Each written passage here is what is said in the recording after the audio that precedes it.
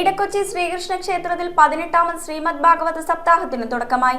ഹൈക്കോടതി ജഡ്ജി സ്നേഹലത ഭദ്രദീപം തെളിയിച്ച സപ്താഹത്തിൽ മുൻ DGPയും IAS ഉദ്യോഗസ്ഥനുമായ ഡോക്ടർ അലക്സാണ്ടർ ജേക്കബ് പ്രഭാഷണം നടത്തി. ഇടക്കൊച്ചി ശ്രീകൃഷ്ണ ക്ഷേത്രത്തിൽ 18ാമത് ശ്രീമദ് ഭാഗവത സപ്താഹത്തിന് ഭക്തിസാന്ദ്രമായ തുടക്കം. സപ്താഹത്തിന് ഹൈക്കോടതി ജഡ്ജി സ്നേഹലത ഭദ്രദീപ പ്രകാശനം നടത്തി. ക്ഷേത്രങ്ങളിൽ വളരെ അപൂർവമായി നടന്നുവരുന്ന ചടങ്ങായ ദശാവതാര ചാർത്ത് ഈ സപ്താഹത്തിന്റെ പ്രത്യേക ആകർഷണമാണ്. ഭഗവാന്റെ 10 അവതാരങ്ങളെ കളഭചാർത്തിലൂടെ അവതരിപ്പിക്കുന്ന ഈ ചടങ്ങ് 10 ദിവസം നീണ്ടു നിൽക്കുന്ന അപൂർവ ദർശനാനുഭവമാണ്. ആരംഭ ദിവസം മത്സ്യാവതാരമാണ് ദർശനത്തിനായി ഒരുങ്ങുന്നത്. തുടർന്ന് ഓരോ ദിവസവും ഓരോ അവതാരങ്ങളായി ദശാവതാര ചാർത്ത് തുടരും. ദശാവതാര ചാർത്തിന്റെയും ഭാഗവത സപ്താഹത്തിന്റെയും മഹത്വത്തെക്കുറിച്ച് മുൻ DGPയും IAS ഉദ്യോഗസ്ഥനുമായ ഡോക്ടർ അലക്സാണ്ടർ ജേക്കബ് പ്രഭാഷണം നടത്തി. ചടങ്ങിൽ വേണുഗോപാൽ വെമ്പിള്ളി, ക്ഷേത്രം president MM Stalin, secretary Rajimon Valanchery, Devaswom manager advocate MP Jayakumar എന്നിവർ സംസാരിച്ചു. അടുത്തതായി മനുഷ്യൻ ഹണ്ടർ ഗ്യാദറർ സ്റ്റേജ് എത്തി.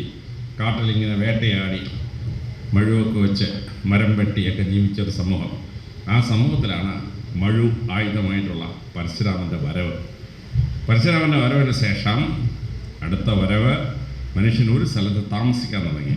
കായികനികളൊക്കെ ശേഖരിച്ച് മൃഗങ്ങളൊക്കെ നൊമാഡിക് സൊസൈറ്റിയായിട്ട് നടന്ന മനുഷ്യൻ അവനൊരു സ്ഥലത്ത് താമസിച്ച് ഒരു അഡ്മിനിസ്ട്രേറ്റീവ് സിസ്റ്റം ഉണ്ടാക്കി.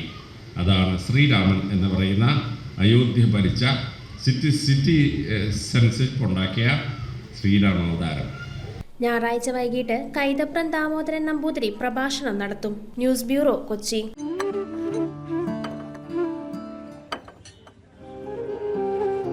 കഴിക്കും. സൗഹൃദങ്ങൾ മനോഹരമാവട്ടെ. സോൾട്ടിലെ വിഭവങ്ങൾ പോലെ. The salt restaurant.